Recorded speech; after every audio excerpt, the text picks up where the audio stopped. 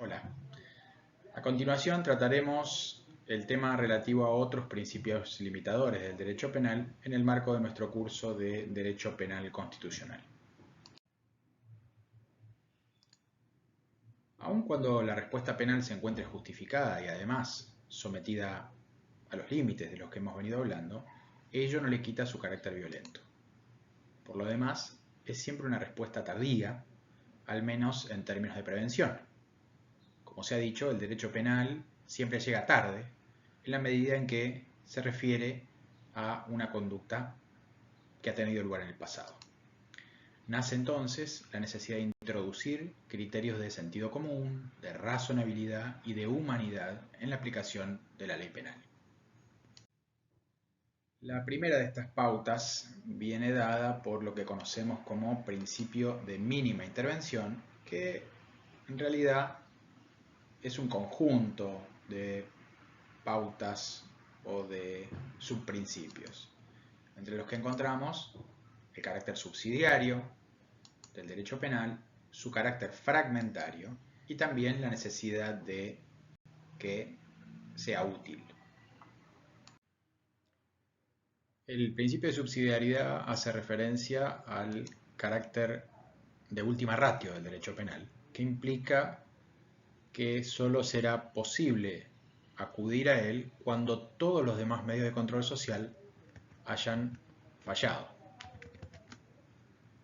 En este sentido, no es suficiente comprobar que la respuesta penal es idónea, sino que además deberá comprobarse que es insustituible. Por ello, se habrán de preferir, en primer lugar, soluciones autocompositivas o autocomposicionales entre las partes. Y para el caso de optarse por soluciones heterocompositivas en las cuales un tercero, neutral normalmente, toma intervención, deberán preferirse en primer término los medios desprovistos de sanción y luego las sanciones no penales.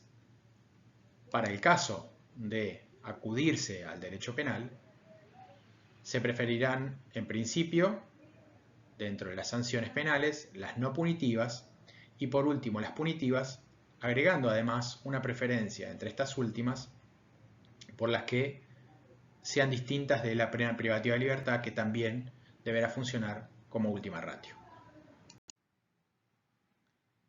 En lo que hace al carácter fragmentario del derecho penal, debemos decir que este último no debe sancionar todas las conductas lesivas de los bienes jurídicos que protege, sino solo las modalidades de ataque más peligrosas para estos bienes jurídicos. En cuanto a la demanda de utilidad que deriva del principio de mínima intervención, debemos decir que si el derecho penal no es útil para prevenir delitos o para solucionar un conflicto en concreto, pues no debe intervenir. Por otra parte, es necesario un examen empírico previo, riguroso, que compruebe, con base en las experiencias adquiridas y en pronósticos de tipo realista, que los efectos de esa intervención penal serán útiles en el caso concreto. Por otro lado, estos mismos criterios deben aplicarse con relación a la aplicación de las sanciones menos leves. Vale decir, si no se comprueba de manera empírica la utilidad de la aplicación de la sanción más severa, entonces deben preferirse necesariamente las que sean más leves. Si bien un rápido repaso por la historia del derecho penal nos indica que no siempre ha sido así, lo cierto es que hoy no se discute el carácter personal de la pena. Básicamente, la pena no debe trascender de la persona del delincuente. Es que nadie debe responder por el hecho de otro. Como es inevitable que la pena que sufre una persona trascienda a terceros en algún punto, pensemos por ejemplo en los familiares cercanos, es que algunos autores proponen denominar este principio como principio de trascendencia mínima de la pena.